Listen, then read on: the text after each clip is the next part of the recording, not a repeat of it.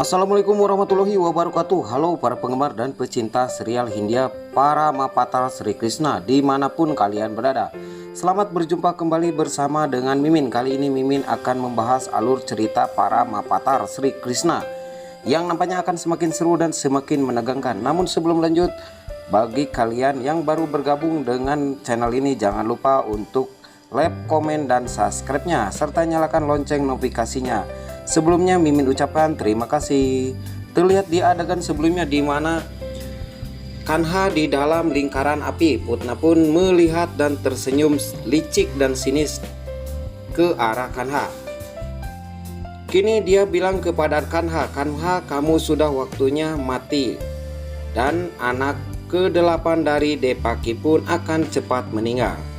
Di atas surga, Lasmi berkata, "Prabu, bagaimana ini bisa terjadi? Bagaimana Kanha bisa mati dengan kematian yang begitu mengerikan? Bagaimana bisa melakukan ini?" Dewa Wisnu mengatakan ini adalah karma Devi. Utma melakukan apa yang menurutnya benar. Dia telah melakukan kesalahan, akan terus melakukan kesalahan sampai kematiannya datang. Lalu Dewa Wisnu berkata, "Tapi api yang diciptakan berasal dari amarah dan egonya. Amarah dan egonya hanya bisa dimenangkan oleh cinta, dan akan ada hujan dalam bentuk cinta untuk mengalahkan egonya." Dewa Wisnu pun menciptakan hujan dan turunlah hujan dan tersenyum dia. Di sana seperti yang dilihat Putna, awan hitam menjadi gelap dan hujan pun deras mulai turun. Hujan turun di atas api yang berkobar dan semua api itu padam dengan seketika. Kanha pun sedang sibuk membuat ladu. Hujan turun namun dia tidak pernah basah sedikit pun. Putna pun sangat marah dan berkata, "Bagaimana hujan ini bisa datang? Saya menciptakan api dengan kekuatan iblis saya." Para dewa menyelamatkan Kanha, itu yang dikatakan oleh Putna. Menatap kepada Kanha dan dia pun sangat marah dan geram melihat keadaan Kanha.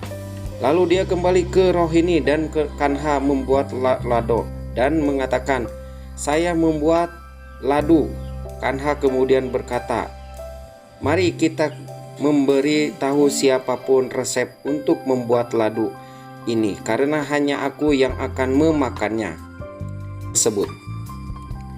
Mutna bilang, "Aku harus menemukan cara lain karena para dewa melindungi Kanha." Terlihat di istana, Pasudev marah dan keluar dari penjara. 3 penjaga memegangnya Pasudev. Pasudev membuang para penjaga dan menghempaskannya. Lalu dia menuju istana dan menuju ke kamarnya Kansa. Terlihat Kansa sedang membuat lukisan. Pasudev pun langsung dia masuk ke dalam dan tentara Kansa menghalangi dan memegang Pasudev. Mereka pun langsung menyerang, namun mereka pun bisa dikalahkan oleh Pasudev. Pasudev pun kemudian datang dan masuk langsung ke dalam kamar dengan membawa sebilah pedang. Dan dia pun langsung berteriak memanggil-manggil nama Kansa. "Kansa, kamu keluar, Kansa." Lalu Kansa menoleh ke belakang. Terlihat para prajurit memegang Pasudev. Kansa pun mengatakan, "Tolong tinggalkan dia." Lalu prajurit itu pergi. Pasudev pun marah, tetapi dia melempar pedang ke bawah dan jatuh berlangsung berlutut. Lalu Pasudev menangis dan berkata, "Tolong Kansa, tolong biarkan aku dan Depaki pergi. Biarkan aku membawa Depaki bersamaku. Dia tidak akan hidup lama lagi." Kansa sangat kaget dan dia pun langsung membangunkan Pasudev. "Tolong, kamu adalah bangun dan kamu adalah saudara iparku. Peluklah aku." Kansa membuat Pasudev bangkit dan memeluknya dengan rasa terpaksa. Lalu Kansa mengatakan, "Mengapa saya tidak mendengarkan Anda, saudara iparku?" Kansa bilang, "Aku pasti akan membebaskanmu dan saudariku Depaki. Tetapi ada masalah." Kansa mengatakan, "Di mana anak ke-8-mu?" karena si Putna akan membawanya dan kalian semua bisa pergi bersama-sama dengan tujuan untuk membunuhnya. Basudev pun langsung menangis meratap di hadapan Kansa. Terlihat di rumahnya Bairam pergi ke taman Kanha dan berkata, "Aku telah membawa temanmu Sadhi Prastapakan kepadamu." Teman-teman bilang begitu. "Mengapa Kanha tidak datang?" Bairam pergi ke Kanha duduk di bawah pohon dan mengatakan, "Kanha, mereka mengatakan mengapa kamu tidak datang untuk bicara dengan mereka." Lalu Kanha pun bilang, "Tolong beritahu mereka sesuatu sendiri." Bairam pergi lagi dan berkata, "Lihat, Kanha minta maaf atas apa yang dia lakukan kepadamu. Teman-temannya dan yang lainnya merindukan kalian semua dan ingin bermain dengan kamu," kata Bairam kepada temannya. Tetapi gara-gara Kanha memakan kir kami juga. Bairam pergi ke Kanha dan mengatakan, "Mereka mencintai kir lebih dari kamu, Kanha." Kanha mengatakan kepada mereka bahwa saya akan meninggalkan mereka jika mereka tidak berbicara dengan saya. Lalu Bairam pergi lagi dan berkata, "Kanha, temanmu kan teman bilang ayah, teman biasa kamu dan bermain."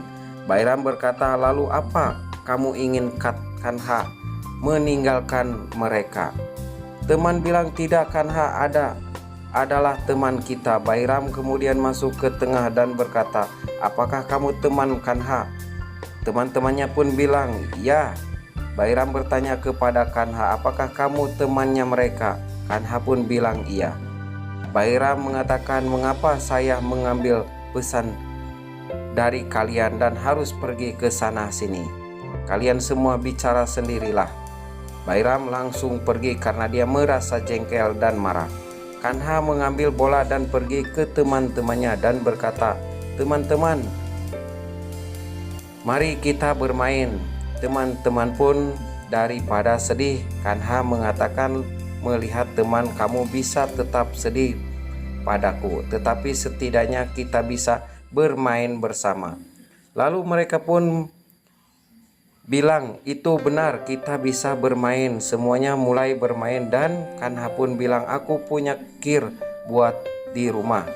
Teman bilang, "Ya." Kanha bilang, "Ya." Mereka semua pergi untuk mencicipi kir. Semuanya mulai bermain dan Kanha bilang, "Aku punya kir namun masih di rumah."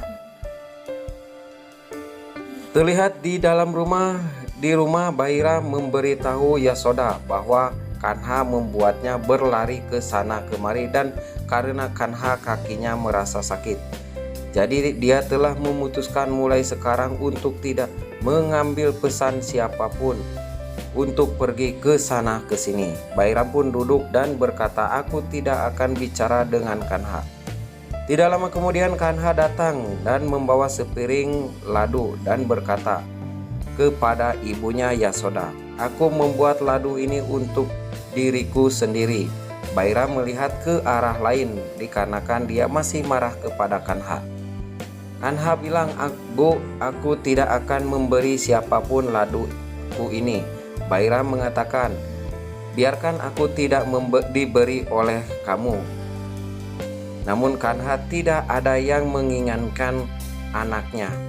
Yasoda pun tersenyum dan berkata, "Aku tidak akan berbicara di antara kalian berdua." Yasoda langsung pergi dan Bairam pun tidak bisa menahan diri dan mengambil ladu untuk dimakannya. Kanha hanya tersenyum. Narad Muni mengatakan, "Apa mahima ini dari Kanha?" Narad Muni mengatakan, "Kanha meyakinkan semua orang dan Bairam pun harus makan ladu." Narad Muni mengatakan, "Bantuk Sehnag tanpa berpikir harus memakan ladu."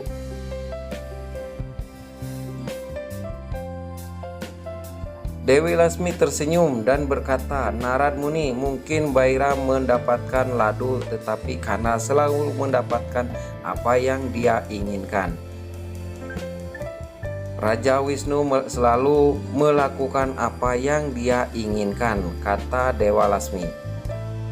Di sana Bairam meneteskan air mata dan Kanha mengatakan, apa yang terjadi saudaraku? Air mata bahagiakah?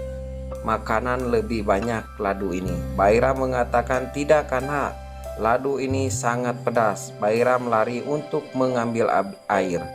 Kanha makan ladu dan berkata, ya Tuhan, ladu ini pedas. Benar kata kakakku Bairam. Kanha bilang, kenapa Rohini membuat ladu begitu pedas? Terlihat di rumah teman-temannya datang dan mengucapkan kepada Kanha, kami membawa dan memberi untukmu sebuah makanan, yaitu berupa beri. Namun salah satu teman berkata, kami membawa sesuatu yang lebih baik daripada buah beri. Kanha mengatakan, lebih baik dari buah beri, berikan padaku, aku ingin memakannya. Teman-teman berkata, ini bukan untuk makan, tapi untuk dilihat. Seorang teman melepas gelang emas dan berkata, lihatlah